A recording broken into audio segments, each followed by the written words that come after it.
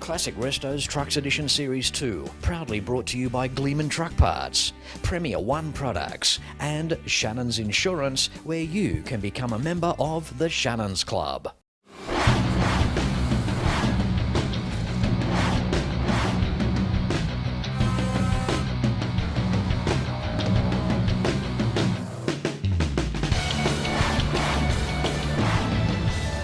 Hello and welcome to another interesting episode of Classic Restos Trucks Edition Series 2. And the major sponsors are always eager to please and are waiting to hear from you when it comes time for the very best in insurance for your classic truck, parts for your classic truck, cleaning products for your classic truck.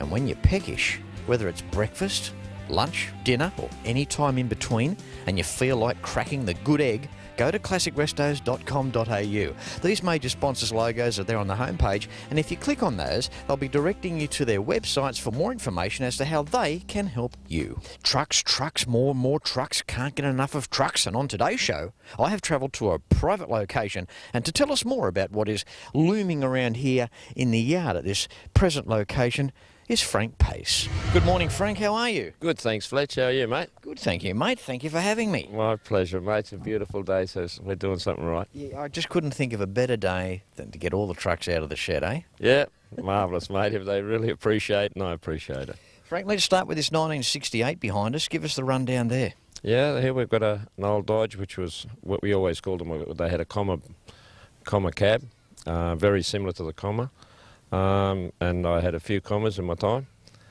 And this one came out with a V8 Cummins in it, a 160 horsepower Cummins in it.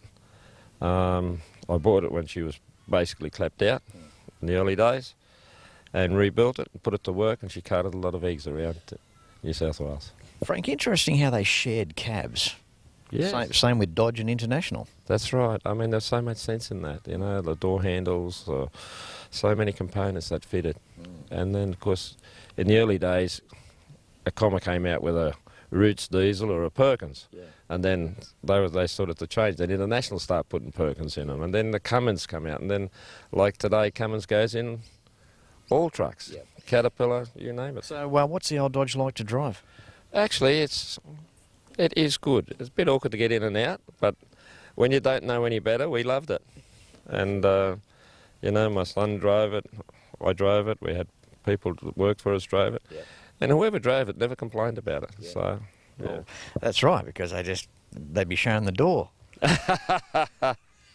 No, well, there wasn't the opportunities, you know, because, you know, we didn't know what we knew today. And that's the thing with life. Once you've had something easy, it's not easy to go back. Well, see, too, it's interesting because back in 1968, anybody that drove this truck new could have thought of their father's truck that was from 1958. And straight away, getting into this is like, wow, you know, isn't this a better truck? Absolutely. They had more power at the time. I mean, it used to get along. 1979. We were in an era where trucks were big. Well, this truck is exceptionally big. I mean, even today, when you see this truck on the road, it looks like the big ones, right? It hasn't got the horsepower, it hasn't got the mod cons, but she's a big truck. Back in the day, though, a Transtar, I mean, if you drove a Transtar, you were doing well. Absolutely, absolutely. I mean, and they've done a lot of work, and they've got a good reputation through the trucking industry. What's the history of this particular truck, Frank? What part of New South Wales or Australia did it do most of its work in? Well, it worked up in the Territory. It pulled a road train. Wow. And then after that, it went to Glenrowan in Victoria. I bought it off the people down there. And then after that, well, since I've had it, she's had a relatively easy life. We've restored it. We haven't gone through repainting it or anything. It's pretty well in its condition she was in. Isn't it amazing, like, the old girl, you know, pulled a road train. I mean, we just don't appreciate the amount of work that these vehicles have done. And not only that, the guys behind the wheel. I mean, back in an era too where the laws were different, they had massive hours behind the wheel. I mean, it was a hard industry, wasn't it? I'm glad where we are today, where we're at. All right. I mean, they did it tough, and they did respect their vehicles. Yeah. But I still find it hard to absorb or comprehend how guys back in the day, and I know people watching the show, you've probably done this, where you would have a full 8 or 9 hour day driving around a metropolitan area picking up your deliveries, and then at 7 o'clock that night head to Melbourne or head to Brisbane and then drive all through the night. I mean, that's a good thing those days are finished. Absolutely, yes, for sure. I got a lot of time for the International, the old ACCO. I mean, from the 510As with their petrol motor V8s right through to the 3070s. They used to run the 903s. They were a good old truck, weren't they? Yes, certainly was. ACCOs have been around, and I think they're only made in Australia. Like internationally, you don't see an ACCO anywhere else. In America, they don't have ACCOs. But no, we've had a good run out of ACCOs. This particular one, this truck, I bought it used to cart CIG gas. And it was about probably 3 or 4 years old when I bought it. And then I put a reefer on it. And it carted eggs around Sydney for a long time, about probably 12 years. Yep. And then when I retired at that, I decided to do her up a little bit, and we put a tilt tray on it. And now she just moves stuff around from farm to farm, and she takes trucks to shows, and it's a lovely old tractor. I've been to Dubbo, it's been to a lot of the truck shows. I've been South Australia, Queensland. My wife and I just get in it and drive. Yeah. Isn't that great? I mean, these vehicles were never designed once upon a time and put to work with the intention of down the track becoming showpieces. I mean, it's just so nice to see them in early retirement or full retirement in some cases. Absolutely, like the ACCO, because it was so popular. We drive along and it turns heads, and we pull up and somebody will come up to me all the time, how's the ACCO going? I could have, I think a really nice truck on the back, and they come and comment about the ACCO.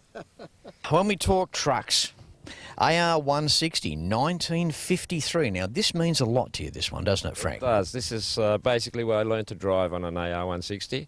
And my job was to take veggies into the market from the Greystanes area into the Haymarket in Sydney. And that was that's what I loved to do. And I learned to drive. I learned just to put them together. Yeah. They got a little ABD 240 motor in it. It's got a 4-speed, 2-speed diff. Just a good old truck. Tell me, Frank, what did a day entail then, back in those times? What time did you get up of a morning, and how long did your day go for? Well, we used to get up round about between 2 or 3 o'clock in the morning, depending on whether it's summertime or wintertime. In the summertime, we'd get up early, in the wintertime, maybe a little bit later. Before that, because there weren't cool rooms around, we used to go, all the produce was cut late in the afternoon because they couldn't cut it in the sun. So they'd have to wait till the sun went down, and then they'd cut their lettuce or whatever it was. So we couldn't go and pick it up till it was dark. So we'd be out there loading the truck till 10, 11 o'clock at night, and then take off to the market at 2 o'clock or 1 o'clock. We'd unload there, get it all ready. If the product was good and the market was short, we would be able to sell it pretty quickly.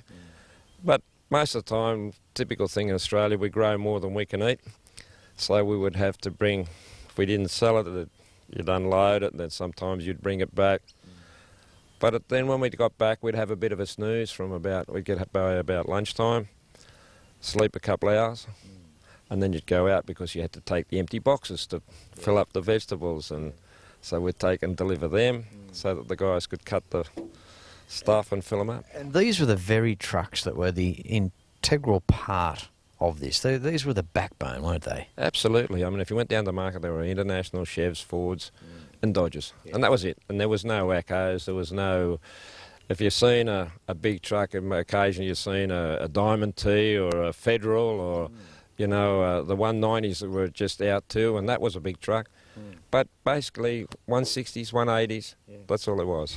Well, I hope you're really enjoying this week's episode of Classic Restos Trucks Edition Series 2. Stay right where you are, because after the break, we'll be back with more of some of Frank's classic trucks.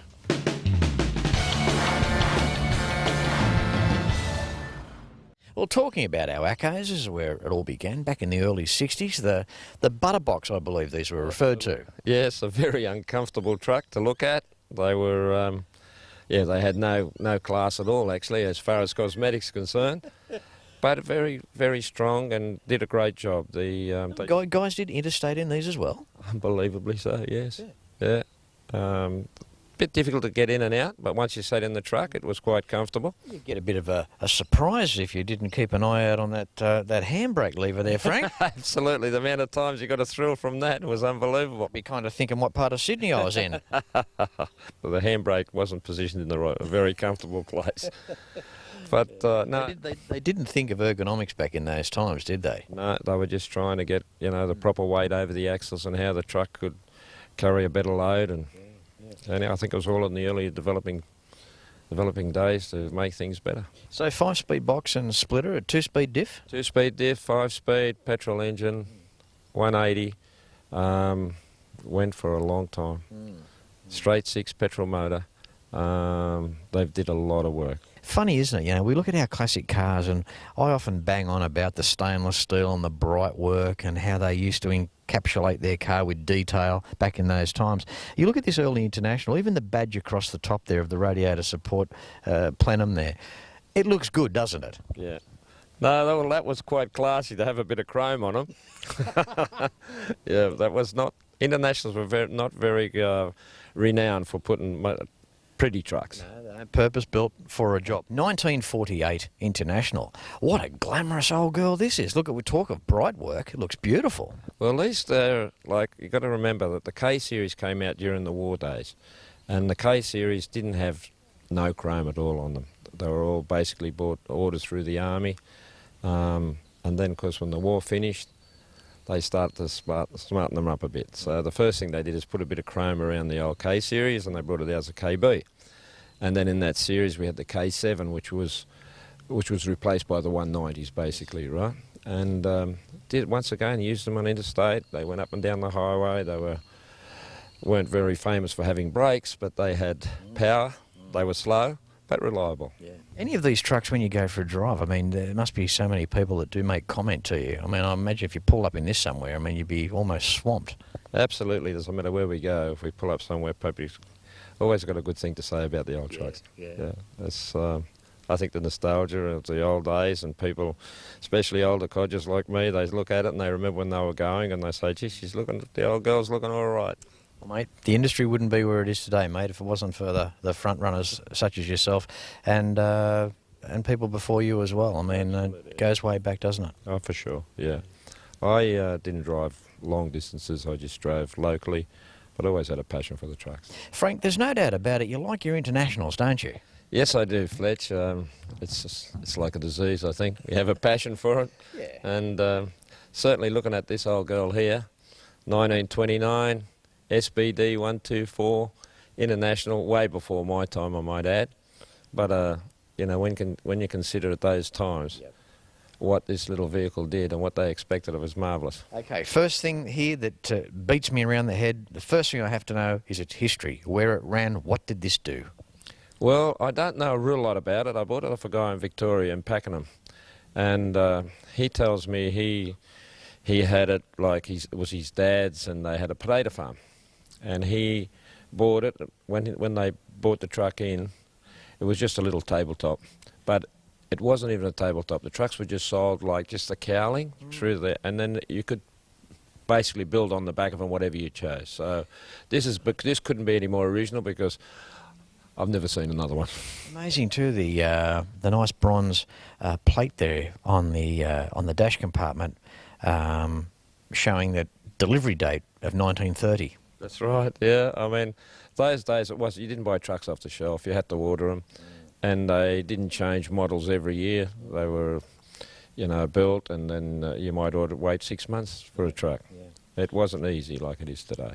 Attention to detail here, Frank. It's absolutely beautiful. I mean, the paint, number one, is just outstanding. The timber spoke wheels, the timber doors, the craftsmanship that's gone into this, mate. It's 10 out of 10. Yeah, no, this took a lot of time, and one of the guys that's with us, he's spent a lot of time on it. But it's a passion. It's not something that, you couldn't afford to do it if you didn't love to do it. It's amazing. I mean, back in a time too where people were still sceptical of the machine because, well, they still trusted the horse. Yeah, that's a big error. I mean, when you see a horse and, you see, 8 or 10 horses, Clydesdales in front of a wagon, then all of a sudden you've got just this little machine here doing nearly the same as that was doing. Yeah. It's a bit hard to comprehend. Yeah, the only good thing about one of these, though, is, Frank, when there's a storm at night, this doesn't jump over the fence and run up the road. Absolutely. You knew where it was. That's right. Moving through Frank's shed, as we do, 1957, what a year. This is a gorgeous Chev truck. This is a beautiful truck. Unlike the Intus, this one has got cosmetic value. It is a beautiful looking truck. The first thing I saw was the dashboard, 57 Chev. I mean, just synonymous with the year, the shape of the dash cluster, the V, amazing. Well, I think the 57 Chev car is a classic, and in my opinion, so is the truck. It is just, out of all the Chevs, to me, this is the one that I like. Had a lot of memories of trucks like this in the markets when I was carrying vegetables, and it was always my dream to have one day. Yep. Well, your dream came true. Yes, it did after 40 years, yeah, it's come true. But Okay, tell us about the history. We used to drive in these trucks. well, I used to drive from, first off, from Greystanes to Blacktown, and from Blacktown to the Haymarket in the city. Yep. So that was sort of the round trip that we did. This truck, really, from go to woe, is just stunning. I mean, even the black surrounds around the headlights, just with the burgundy red. It's not quite burgundy red. What's the colour, do you know? I don't know the exact colour, but this is a colour that we matched up. This is a colour that's got a lot of crimson in it, in the red, and it's like the heritage, you know, the heritage colour, but I lightened it up a little bit. Almost like your own personal Frank colour code. And it just suits this truck, I think. The interior is beautiful as well, mate. You've really done a wonderful job on this truck. Gorgeous. The tray out back, have a look at the timber work there. Just beautiful. What sort of timber's that? It's a Mirbeck timber, hardwood. It's all tongue and grooved, very hard wearing wood, but it polishes up nice. I mean, the truck now is not, it's done its share of work, it's just to look at, and it just shines up really nice. When it's time to get parts for your classic truck, you need to deal with experience and a company that can source the right part for you. Same with insurance. Insurance policies are probably one of the most important aspects of having anything that we ride or we drive. Make sure your current insurer is looking after you. The major sponsor of Classic Restos also gives you an opportunity to sign up to become a member of the Shannons Club. Cleaning products for your truck, say no more. And if you're feeling a little peckish and it's time to crack the good egg, go to classicrestos.com.au. You know who the major sponsors are. Click on their logos to be directed to their websites for more information as to how they can help you. Back with more after this.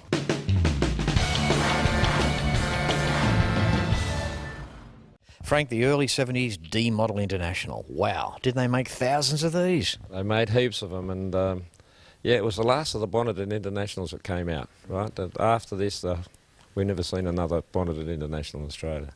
I was out at the Hall of Fame Museum at Alice Springs not long ago, and the pictures on the wall, black and white pictures of these trucks in convoy, bogged in the mud with their 20-odd tonne on. They'd be stuck there for days, out in the middle of nowhere. These trucks literally did go just about anywhere in the country. They did. I mean, everywhere you look, you're seeing, from about the AB series, which looked very similar to this, from the AB series right through to the D, you had the AB, and then you had the C, the double A. They all looked very similar. The cabs, the doors, everything fitted. And they first came out with a straight 6-cylinder motor. Yep. But the Ds actually, a lot of them had V8s in them. They had the 345 International V8 in them, and they got up and went. They went well. I mean, that carried through to the, as I mentioned earlier, the ACCO 510A. They ran those as well, didn't they? Absolutely. That V8 got into a lot of the, I mean, International really sort of, maybe once upon a time we were behind Fords, but after that I think we were in front of them. And the, I guess the philosophy too of something, if something's working, leave it alone. Like they tooled up once in a lot of degree and just left things alone. And I think that made a lot of sense. I think that's why it made the truck so popular. Internationals, that ABD 240, ABD 260, everything was interchangeable. The 220, from the silver diamond right through to the red motor. You know, we had the black, the gold. But everything fitted. I've gone to literally hundreds of car shows over the years, and all of these trucks here are finished just as well as any classic car that you'd see in the paddock, believe me. Thanks for that, Fletch. I mean, the trucks are not what you call real pretty, but they're in good condition, and the whole idea is bring them back to their originality. I think they're a little bit better than they were working, because they haven't done any work for a while, but they deserve it. Yeah, they're not making any money sitting in here now, Frank, are they? No, they're not. But okay, 1955 ambulance. Now, Frank, you seem to have this incredible ability to find these vehicles. It's marvellous you say that again, Fletch. People that know that I love Internationals, all my friends and that, whenever they see something, I get heaps of call, much to the disgust of my wife, I might add. Ambulance original, and you haven't actually done anything to this vehicle? No, I haven't. This vehicle is, as you see it, that's how I got it, and it's in marvellous condition, very original. It's still got all the gear in the back of it, and The shovel there too for the... yeah, for some of the people who didn't make the trip, I think. They Bury him on the way back. I think so, yeah. No evidence them days. Didn't have to do a DNA. Yeah, so it's all in the back there, and it's got the siren. It's a four-wheel drive vehicle. It was in service up in Emerald in Queensland, and it just went off in 1988. It was still running. Can't help but notice too the original owner's manual, or photocopies of the owner's manual there as well, in a binder. Yeah, I was quite enthusiastic. It was easy to get the information from an ambulance, you know, and he had got all that information, and he's kept it, and which is in the truck, and it's good to go with that. Methodical people, obviously, Ambos, and to the Ambos as well, do a wonderful job. Absolutely. Back in this year, I mean, they always have done, but being methodical, finding that manual there in the binder just blew me away. You know, page by page, how to drive it, how to change gears. I mean, you know, a lot of those used to get thrown away. They did, unfortunately. We don't see a lot of them, but when you do have one, it is quite a treasure to bring back. So what's the plan with this particular vehicle, Frank? You just want to leave it as is, I think? Yeah, I think I'm just going to leave it as it is. It runs well. I give it a run every now and then. I put the siren on and people look. Well, it gets you down to the pizza shop quick anyway with the siren going, doesn't it? Absolutely, mate. No, she's a good old vehicle. Well, there's no doubt about it, Frank. You've picked a good-looking truck now, haven't you? I told you it was a bit of a surprise. For a moderate-sized truck, they're quite large. I mean, they're quite tall. Yes, well, you know, this is before the ACCOs. They didn't. I think the ACCO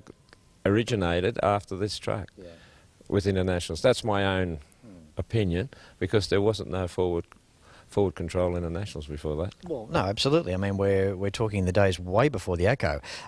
We look inside in the interior. It's interesting. It's actually got quite a nice interior. I like the pattern of the vinyl. The seats are half comfortable as well. It's not a bad thing. No, it's a bit awkward to get in, but once you get in the truck, quite good. Quite, you know, I don't mind driving it today. It's a little bit to get used to, because the bonnet is only half a bonnet, and it's just a matter of, you know, getting the feel of the vehicle, but it drives well. It's basically the same as the ARs, the ASs, all the same running gear, you know, 4-speed and 2-speed diffs. Carries 6-7 tonne, 8 tonne all day.